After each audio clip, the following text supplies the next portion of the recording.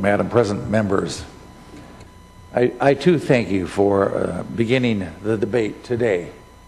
We know it's not going to get done today, and we wish our budget negotiators well as we leave today and others take over. This is my 12th budget, and I just want to react to something that Senator Leno said in his statement, because it could be taken the wrong way. He said this budget, I presume we're talking about the Republican bill that is being presented to us. This budget represents a revision to smallness. You could take that the wrong way, but I'm not going to.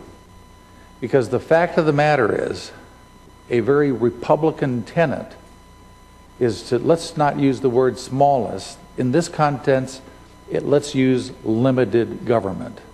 And this budget that we are presenting is a revision to limited government.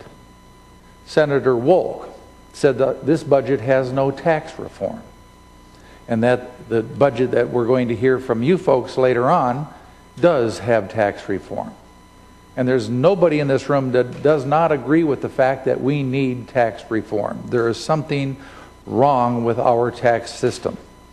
However, your version of the tax reform says that on top of a $12.5 billion increase, the largest single tax increase in the history of mankind to any government entity anywhere, now again this year, your idea of budget reform or tax reform says that the average family in California making $60,000 will pay an additional $473 in taxes this year because of your reform to the personal income tax.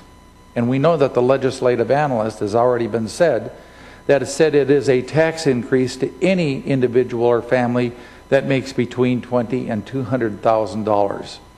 $20,000 and $200,000 in the state of California. The average vehicle license fee increase under your tax reform will increase per family of making $60,000 a year another $118 over what was done last year. Is that the kind of reform we need?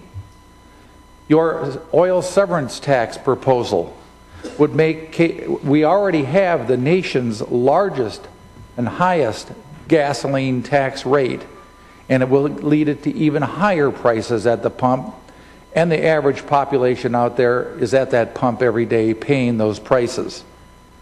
And I would say at 64 cents a gallon, we're already the highest in the nation. Is that really the kind of tax reform that we need? And I could go on, but I won't. I think the point here in starting this dialogue is, yes, we need tax reform. But to say that our budget has no tax reform doesn't really say the whole picture. Because we don't need or want the kind of tax reform that you're proposing. So let's talk about some real tax reform. I submit that the budget being presented by the Republicans today in 12 years is real tax reform, because for the first time in the last 10 years, it's a budget that has real reform in the fact that it does live within our means and balances the budget without a tax increase.